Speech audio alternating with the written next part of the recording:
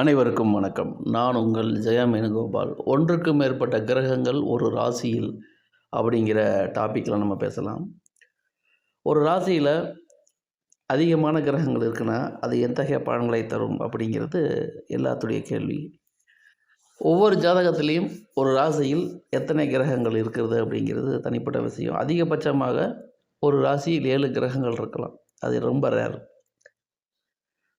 Minimum 3, 2 இந்த மாதிரி கிரகங்கள் இருக்கும். இப்போ அதிகமான கிரகங்கள் ஒரு ராசியில் இருக்கும் பொழுது ஒவ்வொரு கிரகமும் என்ன பாகையில் இருக்குது அப்படின்னு நோட் பண்ணிக்கணும்.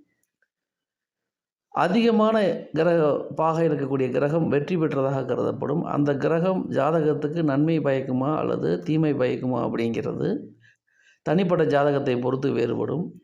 இருந்தாலுமே ஒரே ராசியில் இருக்கக்கூடிய கிரகங்கள், இப்போது சூரியன் கூட நிறையா கிரகம் சேர்ந்துச்சுன்னா அஸ்தங்கம் அடையாமல் பார்த்துக்கணும். ஒரு ராசியில் அதிகமான கிரகங்கள் இருந்து அந்த கிரகங்கள் எந்த வகையிலும் பாதிக்கப்படாமல் இருந்தால் ஜாதக ரீதியாக அந்த கிரகம் என்ன பலன்களை தருமோ அந்த பலன்களை தங்குதடை இல்லாமல் தரும். மாறாக நன்மையை தரக்கூடிய ஒரு கிரகம் பாதிக்கப்பட்டிருந்தால் அது நன்மைக்கு பதிலாக தீமையை தரும். தீமையை தரக்கூடிய கிரகம் பாதிக்கப்பட்டிருந்தால் தீமைக்கு பதிலாக நன்மையை தரும்.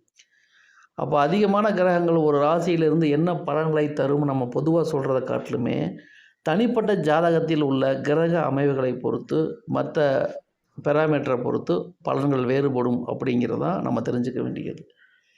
கிரகங்களை பாகைப்புறை வருஷமாக எழுதிக்கிங்க.